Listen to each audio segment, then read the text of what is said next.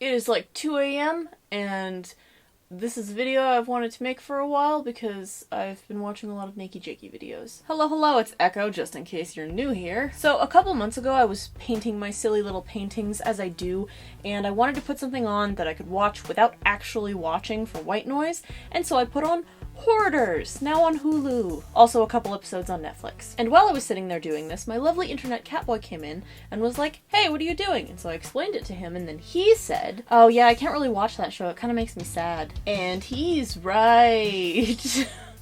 For anyone who doesn't know, Hoarders is a garbage reality TV show, pun intended, about people with a mental condition called hoarding, which is exactly what it sounds like. Good job naming stuff, guys. So I want to start this video by pointing at the elephant in the room, and that is that maybe it's not a good idea to turn someone's mental condition into a spectacle, especially the poor and disenfranchised. In an ideal world, these people would be receiving publicly funded support and help so that they could actually recover from these mental conditions without needing to dance like monkeys for our entertainment. But we live in a desperately capitalistic society, which means all things, including struggling and suffering, must be monetized. Welcome to hell. It may be a hellscape, but at least it's thriving. Especially because on this show, it doesn't matter if the person succeeds long term. This show is like watching a video of someone's first therapy session, and then at the end of the episode you get a "where are they now" card, and it can be anywhere from like Jonathan continued therapy and lived happily ever after, aww, to Jonathan immediately quit therapy and continued to suffer this debilitating condition, and then eventually became homeless, and then his dog died,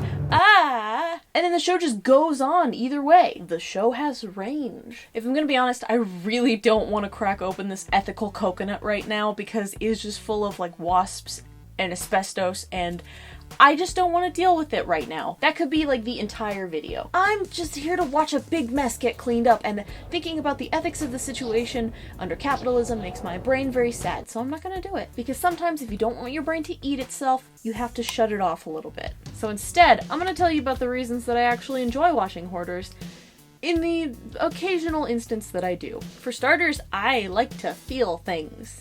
Like a human. There's this like sense of triumph that you get to feel when you see people accomplish their goals and they get to walk into their house and see their carpet after years. These people are scaling Trash Mountain and then standing gloriously above it all. It makes me feel good. I'm proud of them. Even though really it's like those feel-good news stories where like a little kid starts a lemonade stand to pay for his brother's medical bills, and you're like, aw, that's so cute, the system failed you. Stop thinking about the ethics. I like watching other people's stuff get cleaned. When you see something dirty, you want to see it clean. This is why Power Wash TikTok is a thing, and seeing that is very visually satisfying.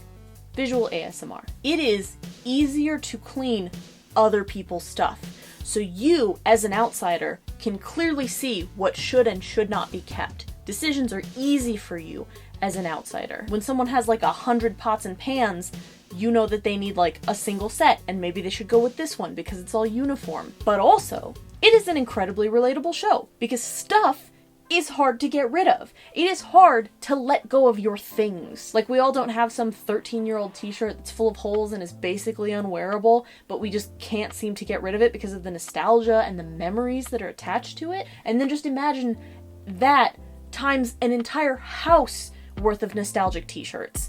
It would be so hard to let go and would probably smell like a Goodwill. Another kind of unfortunate reason that viewers watch this show is to judge people. Like, it's not a good thing that humans do, but we do it. And Hoarders is like fruit that is hanging so low, it's already falling into your bag. Like, yes, these mostly boomers are going through a lot and they need help, but also sometimes they're just assholes. You would want your children to be taken out of this home to teach them a lesson? Yes.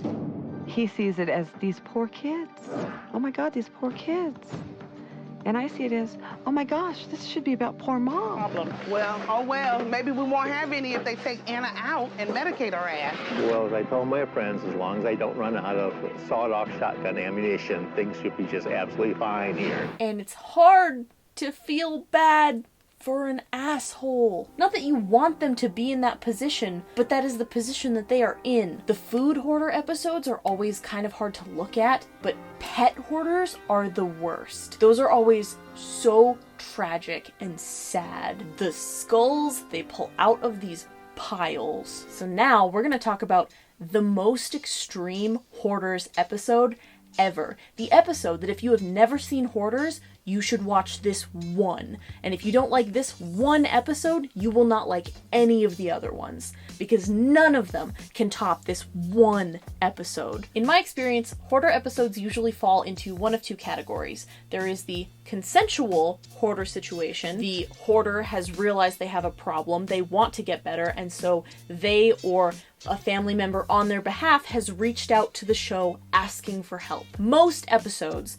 fall under this category. They just want their lives back, and they're willing to go through this ridiculous circus TV show to get the therapy they need. And then on the other hand, you have the not so consensual. They don't want to change. This treatment is being forced on them by a friend, a family member, the state. Something has gone wrong, so wrong in their lives that they are being forced to get help because their situation is just that bad. Usually we're warning the hoarder they could lose everything.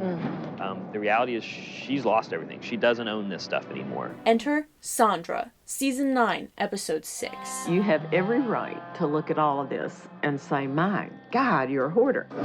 But the truth is, I do not perceive myself as a hoarder. Before I can even talk about Sandra and her mess, I have to tell you about the show structure from seasons 0 to 9 that this woman permanently altered. Like, this one woman and her hoard had a lasting effect on this show. So before this woman, all of the episodes of Hoarders had an A plot and a B plot. They had two hordes that they would follow, and then they would switch back and forth between the hordes. If I had to guess, there probably wasn't enough footage to make an entire episode of a single horde interesting. And that's why if you look at the titles, they're always something like Anne and Jim, Frank and Dale. On top of the fact that the pre-Sandra episodes were broken up between two different people, they were also 45 minutes. But this woman, this material girl, hoarded an hour-and-a-half long episode to herself. That's 2 episodes worth of content. That's 4 hoarders worth of hoard for one person. Oh my god, I forgot how insane this is. Behold, the Julian Price Manor. 4 stories, 31 rooms, servants' quarters, gardens, and a telephone room. This North Carolina mansion was repossessed by the bank because Sandra spent years filling it rather than paying for it. A cute gay couple bought it. Sandra no longer has any right to be on the property, but the property owners decided to call in the show to help keep Sandra from losing everything. My name is Michael. I'm the new owner of the Julian Price house. Purchasing this home was very, very complicated. You are going to let her sell, and you're going to return the money back from any proceeds. They literally called in the show to help her sort out what was left of her life. Because again, legally, they have the right to just throw her out on the street. They can evict her. And the delusional audacity of this boomer is like nothing I have ever seen. My goal is to have the legal system invalidate the foreclosure. She fully believes that the bank is going to give her her mansion back. If it gets invalidated, then that puts me back as the real owner of the house, which is what I want. In her head, she is in a completely different version of reality. This is no longer your home. We gotta be really clear on that. And just watching this audacious boomer slowly but surely come to terms with the reality of her situation is a dumpster fire I have watched many times. It's actually a bed and breakfast now. You can stay there for like $200. Have a baby shower. I'm not gonna ruin the ending, but if you've ever wanted to watch a narcissistic boomer reap what they sow, there will be a link in the description for you. This cinematic experience left a permanent mark on Hoarders episodes, to the point where pre-Sandra episodes had 2 hoarders, whereas post-Sandra episodes had 1 hoard stretched out to an entire episode. Because presumably the showrunners realized that they don't have to treat 2 people per episode, they can just treat 1 person and stretch the content to fill the runtime, and just really milk that mess. I can pretty confidently say if you do not like this one episode of Hoarders, you're not gonna like the show, and it's not worth investing your time in. But if you're gonna watch an episode, watch this one. This episode is the most Hoarders hoard ever. Thank you for watching. I'll give you 1,000 awesome points for making it all the way to the end of this. I might stop doing awesome points, honestly. The main reason I'm making this video is because I'm back up in Washington and I don't have a permanent set, and I do have a green screen, so this is what you get. Also, I've been watching a lot of 𝗪𝗘𝗥𝗘𝗦𝗧 videos, and he seems cool, and he talks about positive things, which I aspire to. I'm sick of hating stuff, so instead I want to try and focus on the things that I like, even if the things that I like are semi-problematic. And I'm just trying to hate stuff less, for my own sanity. But thank you for hanging out with me. If you would like to help me do the weird things that I do, I have a Patreon, and I also have a coloring book and a sketchbook available on Amazon. There will be links to everything down below. But that's all I have for you, so I hope you have a wonderful rest of your day, and I will see you later. Goodbye. Without watching. Oh, that was gonna be a good take, and then the refrigerator decided to fuck me over.